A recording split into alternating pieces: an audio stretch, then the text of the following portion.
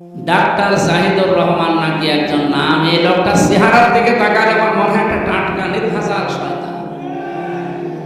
বলছে বাংলাদেশ জামাত ইসলামী যদি মুক্তিযুদ্ধ হতো আমি তাদের সাপোর্ট করতাম না, কারণ তারা ইসলাম নিয়ে রাজনীতি করে।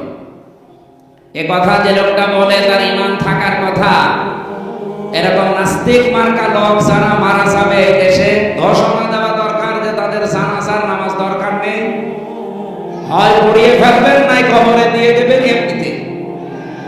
কারণ ইসলামের রাজনীতি আছে এই কথা যারা বিশ্বাস করে না সে কাফের। আর কাফের মরে গেলে জানাজা পড়া যায়? বলেন, নবীদের চাচা মুশরিক কাফের ছিল। নবীজি জানাজা পড়ানো তো দূরের কথা, শুধু দোয়া করতে চেয়েছিলেন, আল্লাহ হাতের উপরে বলেছেন না মা কানা লিন নাবিয়্যি ওয়াল্লাযীনা আমানু আইয়াস্তাগফিরু লিল মুশরিকিন। সূরা তাওবা এসেছে 113 নম্বর আয়াত। হে নবী, এটা আপনার চাচা আমি জানি, কিন্তু লোকটা তো মুশরিক।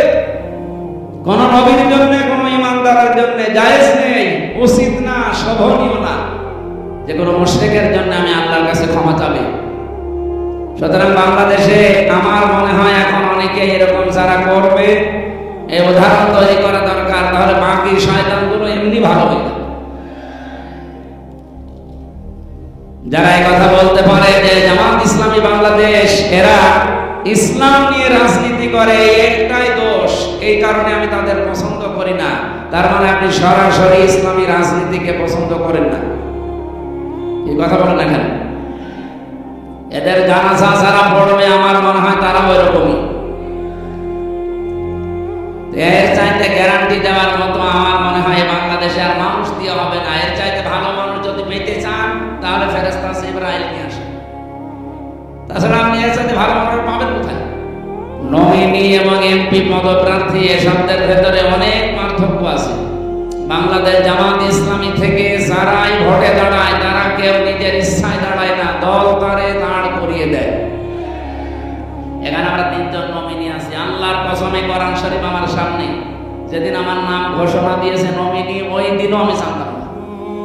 ওনাদেরকে জিজ্ঞাসা করবেন তুমি, ওনারাও জানে না। বাংলাদেশে একমাত্র একটাই দল আছে, সে নমিনি হবে কিনা সে নিজেও জানে না।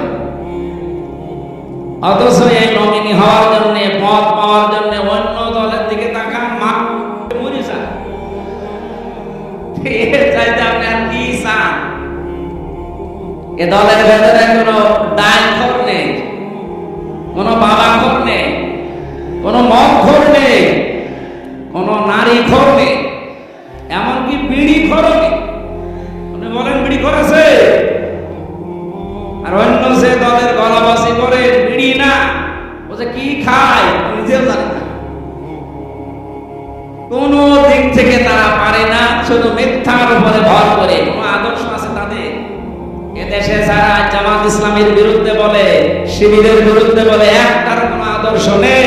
ওদের পেছনে হাত দিয়ে দেখবেন চরিত্র বলতে কিছু। আমার মনে হয় রক্ত পরীক্ষা করলে কি যে বের হবে আল্লাহ। এর চাইতে শব্দ কথা বলতে পারলাম না। আমার কথা মনে হয় বোঝা গেছে। আমিরে জামাত ডাক্তার শফিকুর রহমান হাফিজাহুল্লাহ ঘোষণা দিয়েছেন যে এই দল থেকে কেউ এমপি হলে, মন্ত্রী হলে 5 বছরে তার একটা টাকা বাড়বে না, যা আছে আরো কমে যাবে। আপনি অন্য কোন দলের লোককে ঘোষণা দিতে বলেন তো? আমার মনে হয় বাংলাদেশে যে দল আছে কোন দল থেকে এমপি দাঁড়াবে ঝামেলা করে করবো কি লাভ আপনার? আপনি 100 কোটি টাকা খরচ করবেন একটা আসনের জন্য, আপনি কি লাভ বলেন? অবশ্যই আপনি 500 কোটি টাকা এখান থেকে তুলবেন। আর আমাদের 1 টাকা খরচও নেই, তোলার কোনো ধান্দা নেই। এই জন্য উনি শুধুমাত্র অধ্যক্ষ ছিলেন না, উনি সাবেক উপজেলা চেয়ারম্যান ছিলেন। ওনার ভেতরে কোনো দুর্নীতি 5 বছরে পেয়েছেন আপনারা। সুতরাং আমরা আর কিছু বলতে চাই না, এখন আপনাদের বিবেকের উপরে ছেড়ে দিয়েছি, যা করবেন করেন। এখানে উপস্থিত হয়ে ধর্ণা করেছেন বাংলাদেশ জামাত ইসলামী গাইবান্ধা জেলা শাখার সম্মানিত জেলা আমির মোহতারাম আব্দুল করিম আতালাল্লাহু উমরাহু ওয়া বারাকাল্লাহু ফি হায়াতি। আমিন। সহসভাপতি খন্দকার মমিনুর রহমান, এখানে ইঞ্জিনিয়ার, গণপূর্ত বিভাগ, রংপুর এসেছেন। দামাত বারকাতুহুল আলিয়া। আলোচনা রেখেছেন গায়বান্দার সন্তান হাফেজ মাওলানা রবিউল ইসলাম। বিশেষ অতিথি, আমন্ত্রিত অতিথিবৃন্দ, যত মানুষের নাম দিয়েছেন বাবা, একটা টাকার নাম বলে দোয়া করতে গেলে আমার গলা ভেঙে যাবে। একবারে দোয়া করে দিলাম। আজকে এই মাহফিলটা যার মাধ্যমে এসেছে, উনি এখান থেকে সেই কুষ্টিয়া, আমারই আজকে প্রায় 5 ঘন্টা সময় লেগেছে এই গাড়িতে। তাহলে ওনার তো 6-7 ঘন্টা লাগতো যাওয়া আসা, কমপক্ষে 14 ঘন্টা রাস্তায় কাটিয়েছে। এই যে পাশে এই মানুষটা আবু তালেব না সরকার, এখন সরকার চলে এসেছে। আল্লাহর গোলামকে আল্লাহ তার এই দ্বীনের জন্য যে কষ্ট স্বীকার করেছিলেন, যেন উত্তম জাযা দান করেন। আমার আগে কথা বলছিলেন মাওলানা হুসাইন আহমেদ মাহফুজ, চুয়াডাঙ্গা থেকে এসেছেন, সময় পাননি। মঞ্চে বসা ওলামায়ে কেরাম, সামনে বসা মুসলমান ভাইরা, পর্দার আড়ালের সম্মানিতা মা এবং বোনেরা, এখনো মনে হয় শীত সেরকম পড়েনি। এই জন্যে এই অনুষ্ঠানগুলো এখনো বাংলাদেশের বিভিন্ন জেলাতে শুরু হয়নি, আস্তে আস্তে আরম্ভ হচ্ছে। আমরা যেহেতু সাংগঠনিকভাবে চলাফেরা করি, এই জন্যে সংগঠনের বাইরে যেতে পারি না। আমাদের সর্বোচ্চ জায়গা থেকে নির্দেশ দেওয়া যে নিজের এলাকাতে থাকবেন, এবার বাইরে যাওয়া এখন দরকার নেই। এই জন্যই খুব কম আসা হচ্ছে। হয়তো 2-3 মাস পরে একবার আসলে আপনারা একটু সাড়া দেবেন তো ইনশাআল্লাহ। আরো যারা আলেম ওলামা আসবে এলাকায় কোরআনের দাওয়াত নিয়ে। এই যে 3 তারিখে সামনে মাসে অক্টোবরে সিলেট থেকে আসবেন ডক্টর মোহাম্মদ মাওলানা ফয়জুল হক হাফিজাহুল্লাহ, অনেক জ্ঞানী মানুষ। আপনারা দল বেঁধে আসবেন আর মানুষকে নিয়ে আসবেন তার অনুষ্ঠানে। সবাইকে নিয়ে দরবারে ইলাহিতে শুকরিয়া আদায় করছি, আল্লাহ যে আমাদের সুস্থ রেখেছে। জোরে বলেন আলহামদুলিল্লাহ। দরুদ আর সালাম পড়ছি আমাদের নবীর উপরে, কারণ এটা রবিউল আউয়াল মাসের আজকে 18 তারিখ না, ভাদ্র মাসের কয় তারিখ? 28 তারিখ। ইংরেজি সেপ্টেম্বরের আজকে 12 তারিখ। দেখতে দেখতে কিন্তু রবিউল আউয়াল চলে যাচ্ছে। 18 তারিখ যেহেতু হয়ে গেছে, আর মাত্র 12টা দিন আমাদের সামনে আছে। যে মহান মিশন এবং ভিশন নিয়ে এসেছিল এই মাসটা, আমরা কিছুই করতে পারিনি। শুধু অনেকে মিলাদ পড়ে খেসড়ি আর জিলাপি খেয়ে শেষ করে দিয়েছে। অথচ রবিউল আউয়ালকে এটা করার জন্য আসে?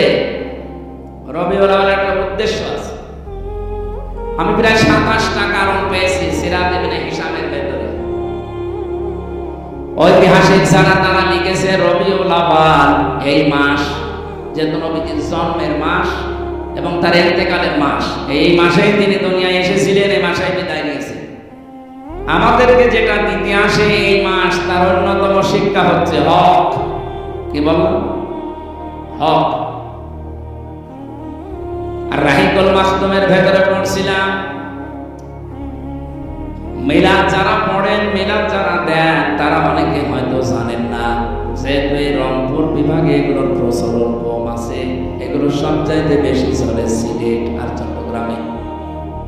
এ মাসে আসলে তারা মিলাদের বাহার, কেউ 5 দিন, 7 দিন, 19 দিন, 63 দিন পর্যন্ত মিলাদ চলছে।